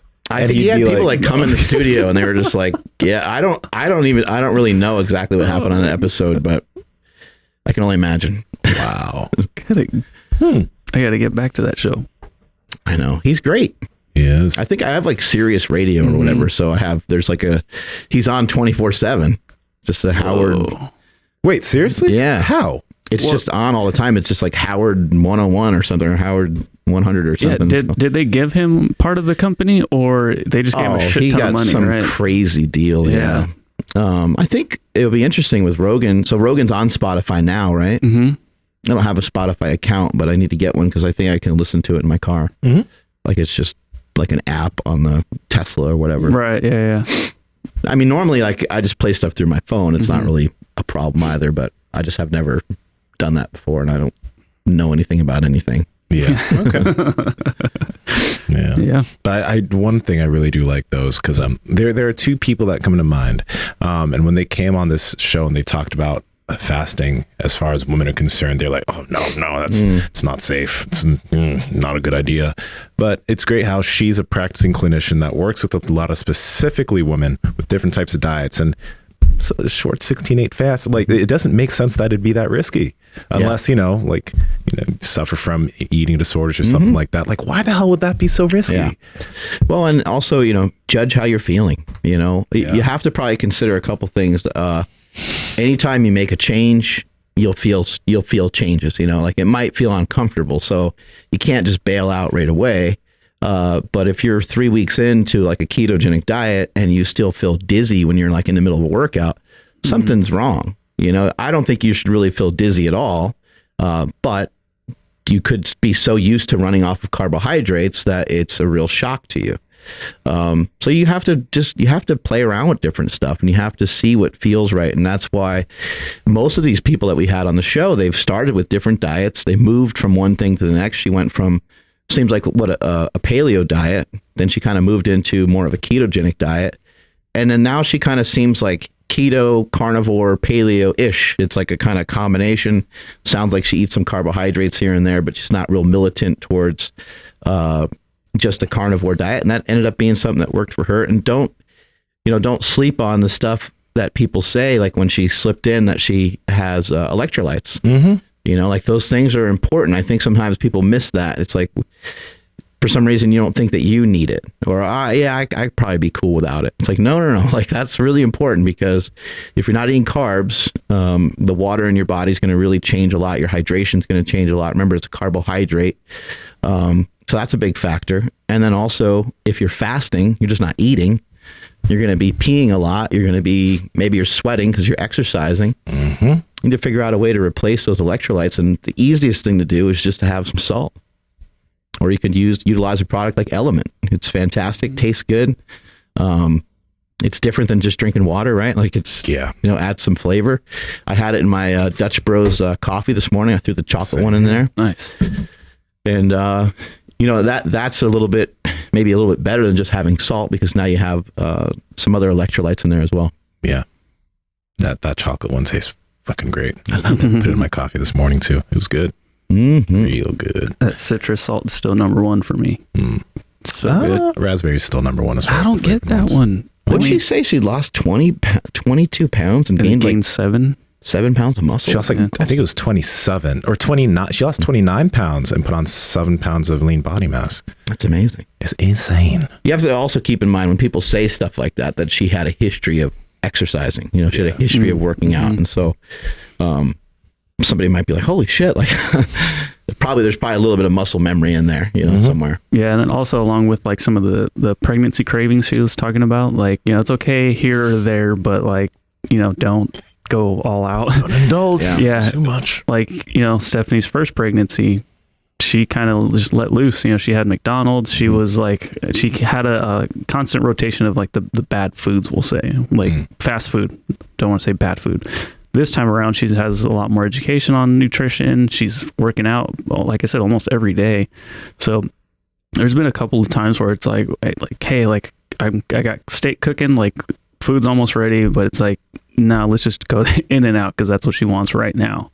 But it hasn't been like an everyday thing. It's nothing like that. So if she heard her say like, don't indulge, like maybe once in a while, during her first pregnancy, she'd be like, you're crazy. Like, heck no, I can't live without it. This time around, it's like, okay, yeah, it makes sense. So I think, maybe not everybody received that very well, but, hopefully a lot did. And, hopefully those that didn't receive it well can kind of get something out of that. And be like, okay, yeah, maybe we can, take control and, eat healthier for myself and the baby. I don't know anything about being pregnant. So I can't say really much in those terms. Wait, where did your kids come from? Yeah, I thought they just come right out the Out the butthole? The dick, Out the wiener hole? the wiener hole. The weenus? Mm. But I just think, I think people are really weak, you know, like you need to, if you have a craving, you sometimes need to not act on that. Just don't act on the first one, you know, like it's okay if you have a craving, it's okay if you act on them, but you know, can you eat a little healthier? Can you do a little bit better than you did yesterday? People have all kinds of excuses on why they eat poorly, you know. It could be I think being pregnant is a time to pay attention to your nutrition, probably more so than ever. I mean, you have another human being that's inside your body, that's growing inside your body, and their fate of the way that their body is set up based off of you forever. So if you feed that thing a lot of sugar, it might have a propensity to, you know, be diabetic. It might have, you know, it might end up with a little bit of an addiction to the sugars and stuff like that. And so I'm not saying that I can pretend to know what it's like or to understand it at all, but I think that everyone has some control. I know that there's hormonal changes and things going on that you don't really have a lot of control over, but just don't act on the first craving. You know, you're going to have them each day. There's going to be these little pulses. We all get them. You're super hungry. You want to make a bad decision. You're like, oh, it'd be great to eat that. Just push it off and say, you know, I don't need that right now. Let me make sure that I get the proper nutrition in first. And if I want to make a bad decision later, maybe I'll do it later. Maybe I'll eat a slice of pizza or two later. But for now, let me make sure I get in some steak and eggs. Let me make sure I get in some salmon. Let me make sure I get in whatever the heck it is. Yeah. And then something that we can speak on, especially, well, I can definitely speak on it, but like you hear about dudes getting sympathy weight gain or whatever. It's bullshit. Sorry, dudes. It's definitely not a real thing. I think those are dudes that maybe she's starting to gain some weight and eat some other foods. He's like, oh, let me just join in. It's not sympathy. Absolutely. It's just feeding the beast. So, yeah, feeding the beast. Yeah, the beast that you're growing inside the. Yeah. I was talking about himself. He's feeding too much and feeding the beast. We're talking about the future legend that people are growing inside themselves. That too. That too. But no, I totally agree with what both of you guys are saying. I don't think it's. Initially, I was like, can we speak on that? But like, I think it's the most important thing to talk about. It's like, if you're ever going to try to take control of your nutrition and your health, it's while you're growing a baby inside of you. Cause like, it's crazy. She said, you know, depending on those foods you eat, that baby might have a high propensity to be obese or diabetic or all these issues. And do you want to, you know, make those mistakes right now and have your kid have to have a hard time with that later on? Do you really want to make that choice? Probably not. Right. We didn't really talk much about like training like into a pregnancy either. Like, but there are people that plan it. You know, there are people that think about like, hey, you know, I'd love to have a baby around this age, or when they have a second or third child, they kind of plan it out. And so you can kind of think about like, hey, like I want to kind of train for it. Like maybe I should get in a little bit better shape. You know, because I've neglected my nutrition. Maybe you know, we see people do it with surgeries all the time. Somebody's getting a knee replacement surgery and they know it's in, you know, February. They're like, man, my damn doctor told me I should lose like 15, 20 pounds. He's probably damn right. And the recovery, you know, when you come out of it will be that much better. And then you can also think about, again, you can maybe set that baby's health up to be a little better. You'll be healthier during the pregnancy. You don't have to be as fearful as, having as many complications. And maybe that, you know, quote unquote, snapping back, you can get back in shape a little faster because you went into it. Yeah. In a little bit better shape. So this is what Steph did the other day, how it started versus how it's going. And that's exactly what happened. She got into basically the best shape that she's been in for, I think since I've known her. And then, yeah, so hopefully, you know, she doesn't get too upset at like the weight gain because of the baby. But the very next post should be like before and after, and she should just swap those. yeah. But yeah, same thing. She got super jacked and then she got pregnant. Let's go, Steph. Yeah. She'll be fine. She's very conscious of it. She pays attention to it. She'll get in shape. Yeah. She's not going to want to sit around and do nothing. That's for sure. No. I am curious to see how, you know, like nursing and all that goes. Cause she said for our first one, she was like just so depleted. But I'm glad I asked Jamie that question, because she was just like, dude, I was like a ghost. Like, I had no energy. I couldn't move. I'm like, okay, well, we're going to up them calories. Mm-hmm. All this stuff is so weird too. Like, no one really ever talks about like complications. No one ever really talks about like, nursing a child is like, it's really hard. It's really difficult. Like, to get the baby to, and the mom's milk doesn't just automatically like come out of nowhere. Like it takes a while, and then sometimes the mom's not producing enough milk when the child's first born. There's all these things that happen where and it scares the shit out of you, because you're like, wait, what's going on? Like, what can I do to help? And you can't do shit, no one can do anything. It's just, physiological things that are going on that you can't really do anything about. And you just have to kind of learn it on the fly. And you're like, oh shit. All right. Well, I guess we just gotta wait. There's like not much you can do, and sometimes the baby has to have like formula or something, and you didn't plan that, you didn't really want that, but you're like, well, the kid's got to eat something. And so there's just all these things that you just you don't know. You watch it on TV, and like the baby's born, and everything, mom's healthy, baby's healthy, and normally everyone's like healthy, but there's always like stuff. The kid's jaundice, he's a little yellow, and then, you need to sometimes get your kid some sunlight, or they put him in like an ICU thing, and you're just like, oh man, like, what does this mean? Like, you're just thinking your world ended, because you don't have any reference point. All you know is like that the baby's supposed to come out and everything's supposed to be good. And there's always like just something that goes a little sideways. Normally it's not anything big deal, but it's just like something that no one ever shared with you, or you never heard it before, so it's a complicated thing popping out a baby. When because we do the Super Friend interviews for markbell.com, so I get to talk to Jesse Burdick like almost every week, and he's somebody I look up to, and him and his wife just had a baby, and so like I get like updates from him and how things going, and he was just saying how we're kind of like wired to like essentially like really be alert when we hear our baby crying. And he's like, we went to like a checkup, and the baby's crying in the back seat. He's like, and me, like I sweat through everything in normal temperatures. He's like, when you hear your baby crying, you're just like super just revved up. He's like, so by the time I got to the actual doctor's office, he's like, I was just drenched. And he's just it makes like, your nerves go crazy. Yeah, that's what he was saying. So I'm like, oh, okay. Like, nobody told me that. Like, I'm glad I have somebody I look up to that can explains little things like that I would never even think of asking, or like, what are you talking about? So yeah, well, they sometimes just cry a lot too. People are like, oh, they're crying because they're hungry. They're crying because it's like, sometimes they're just crying because they're a baby. Yeah. They ain't got no words yet. That's the crazy thing with some babies. My buddy had a baby. I think she's 2 now, but that baby rarely cried. Damn. She's the calmest kid I've ever met. She barely ever, it's wild. Babies are different, man. Yeah, each kid's quite different too. Yeah. Andrew, take us on out of here, buddy. I will. And actually, before I forget, I wanted to show this, because this shirt is now available. It's terrifying. Who's that green alien? I don't know. Well, they wanted a lengthy alien, and I'm happy that I failed a little bit at it, because I got some definition right here and there. I can see the Congolese kind of hanging out. Yeah, buddy.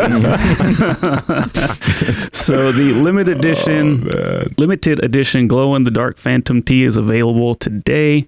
Spend $50 at markbellslingshot.com, and you'll receive the Phantom Tee for only $15. It came out really good. It looks great. Yeah, and then on top of that, you'll get a Phantom. I can't read it because my thing's messed up, but you get a sticker with every Phantom Tee you order. So make sure you guys in the dark. Yeah, make sure you guys check that out at markbellslingshot.com. And then promise this wasn't scripted. This wasn't planned, but you heard today's guest talk about how amazing Piedmontese beef is, and they are sponsoring today's episode. So huge shout out and thank you to Piedmontese for that. You guys got to just go get it right now. It's at Piedmontese.com. That's Piedmontese.com. At checkout, enter promo code Power Project for 25% off your order. And if your order is $99 or more, you get free 2-day shipping. Please follow the podcast at Mark Bowles Power Project on Instagram, at MB Power Project on Twitter, and of course right here on YouTube. Or if you're watching this on Facebook, thank you guys for following along. My Instagram is at I am Andrew Z. Nsima, where can you be reached at? Nsima Inyang on Instagram and YouTube, at Nsima Inyang on Twitter. Mark. Thank you so much, Dr. Jaime Seeman. Appreciate it. Fantastic podcast. Just great to have another great guest on the show talking about nutrition. And this time she talked quite a bit about the type of nutrition that you need when you're pregnant. So that was a little different for us. I'm at Mark Smelly Bell. Strength is never a weakness. Weakness is never strength. Catch you all later.